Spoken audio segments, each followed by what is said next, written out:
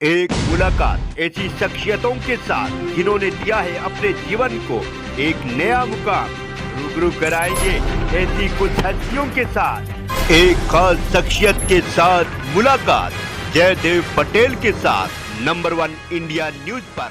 नमस्कार व्यूअर्स, मैं जयदेव पटेल और आप देख रहे हैं नंबर 1 इंडिया न्यूज। आपका एक बार फिर स्वागत है एक खास शख्सियत के साथ मुलाकात प्रोग्राम में। आज हमारे साथ फोन कॉल पर खास मेहमान है केंद्रीय मंत्री कौशल किशोर। कौशल किशोर जी, आपका बहुत बहुत स्वागत है आज हमारे प्रोग्राम में। धन्यवाद दोस्तों।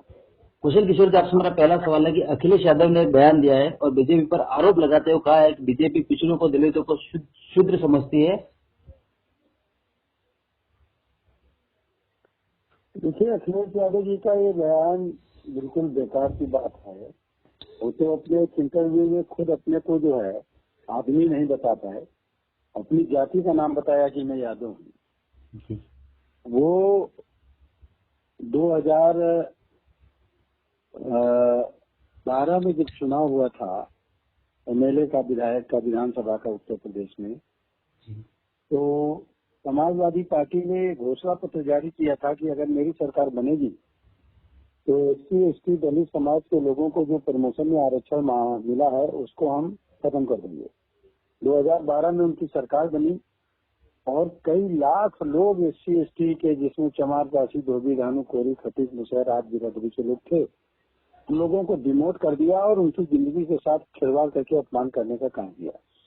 तो खुद ये दलित विरोधी है और उन्हीं को ज्यादातर शूद्र कहते हैं। ये पूरी तरीके से, और बैकवर्ड में ओबीसी में भी ये अपनी बिरादरी के लोगों को भी नहीं मानते हैं, अपनी जाति के लोगों को भी नहीं मानते हैं। बैकवर्ड की जो दूसरी जातियां हैं उनकी इज्जत करना तो छोड़ दीजिए। अभी चुनाव हुआ, उन्होंने अपनी पत्नी को ही टिकट दिया, किसी दूसरे यादव को भी टिकट देने का काम नहीं किया।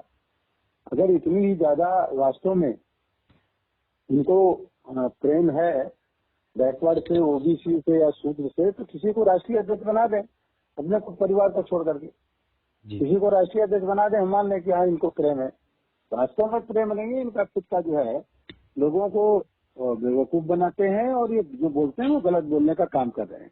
जी कौशल किशोर जी, लेकिन वो कह रहे हैं कि बीजेपी को याद रखना चाहिए कि समय जो है वो बदलता है और जब समय बदलेगा तो ऐसा बीजेपी के लोगों के साथ भी होगा। देखिए, समय अब आगे बढ़ रहा है विचारधारा के साथ, समता मूलक समाज की, राष्ट्र के निर्माण की, देश के निर्माण की, विकसित भारत की, आत्मनिर्भर भारत बनाने की, जातिवाद से अलग दूर हट करके एक ऐसे समाज की स्थापना जिसमें सभी को रोटी, कपड़ा और मकान मिले, विकसित भारत बने। क्षेत्र, कृषि के क्षेत्र में, विज्ञान के क्षेत्र में, उद्योग के क्षेत्र में, शिक्षा के क्षेत्र में, सभी क्षेत्र में एक विकसित भारत बने। और आदरणीय प्रधानमंत्री नरेंद्र मोदी जी के नेतृत्व में आगामी 25 साल तक जब आजादी के 100 साल पूरे होंगे तब विकसित राष्ट्र, विकसित हिंदुस्तान कैसे बनेगा उसकी उन्होंने रूपरेखा पूरी तैयार कर दी है। और टीम इंडिया इसके लिए पूरी तरीके से काम कर रही है, लग करके विकसित भारत बनाने के लिए, आत्मनिर्भर भारत बनाने के लिए।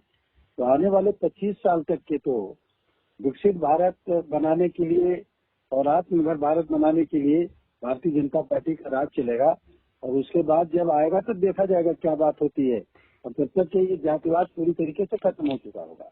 जी कौशल किशोर जी, सपा के एमएलसी स्वामी प्रसाद मौर्य ने रामचरितमानस पर विवादित बयान दिया और सुर्खियों में बने रहे। इसके बाद अब सपा ने उन्हें प्रमोशन दिया और राष्ट्रीय महासचिव बनाया। इसके पीछे की क्या पॉलिटिक्स आपको नजर आती है? हाँ, तो रामचरितमानस को गरियाना, राम को गरिया करके अगर उन्हें राष्ट्रीय महासचिव का पद मिल सकता है तो लोगों को सोचना चाहिए, उन लोगों को, कि जो लोग भगवान राम पर भरोसा करते हैं वो कितना अपमानित करने का काम किया। और स्वामी प्रसाद मौर्य जी इसके पहले, अभी 2017 से 2022 तक भारतीय जनता पार्टी की सरकार में, योगी जी की सरकार में कैबिनेट मिनिस्टर रहे और वंदे मातरम, भारत माता की जय बोलते रहे। और अब उनको जो है जा करके जब वो बीजेपी छोड़ करके शामिल हुए सपा में, तो चुनाव भी आ रहे, लेकिन अब ये जो बात कर रहे हैं ये बिल्कुल असामाजिक बात कर रहे हैं। और मैं समझ रहा हूँ कि लोगों को भड़काने वाली बात कर रहे हैं। स्वामी प्रसाद मौर्य जी को सभी से माफी मांगनी चाहिए। जी कौशल किशोर जी, आपसे मेरा एक क्लोजिंग क्वेश्चन है कि मुगल गार्डन का नाम बदलकर अमृत उद्यान करने पर कांग्रेस नेता राशिद अल्वी ने सवाल उठाए कि क्या इसे बीजेपी ने बनाया था? बीजेपी बनी हुई चीजों का नाम बदलती है, बल्कि उसके बजाय बीजेपी को अपना गार्डन बनाकर उसका नाम रखना चाहिए। इसे आप कैसे देखते हैं?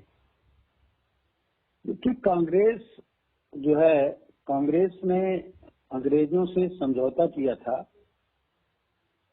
पावर को ट्रांसफर किया था, आजादी का नाम दिया था। आजादी के आंदोलन में जो लोग शहीद हुए, उनकी भावनाओं से खिलवाड़ करने का काम किया। माननीय आदरणीय प्रधानमंत्री नरेंद्र मोदी जी दिल्ली में राजपथ का नाम बदल करके कर्तव्य पथ रखा। जनता का कर्तव्य हमारी क्या है उसके लिए। जॉर्ज पंचम की जो प्रतिमा लगी थी वहां से हटा करके सुभाष चंद्र बोस जी की प्रतिमा लगाने का काम किया। मुगल गार्डन का मतलब है गुलामी का प्रतीक, और अमृत गार्डन का नाम है मतलब देश को अमृत समान चीजें मिले, वैचारिक तरीके से भी और सैद्धांतिक तरीके से। इसलिए जो भी काम हो रहे हैं तो देश के हित के लिए हो रहे हैं, जनता के हित के लिए हो रहे हैं, और गुलामी के अवशेषों को मिटाने का काम किया जा रहा है। इसमें सबको समर्थन करना चाहिए। कांग्रेस को इसको पीड़ा हो रही है, वो वोट की राजनीति कर रही है।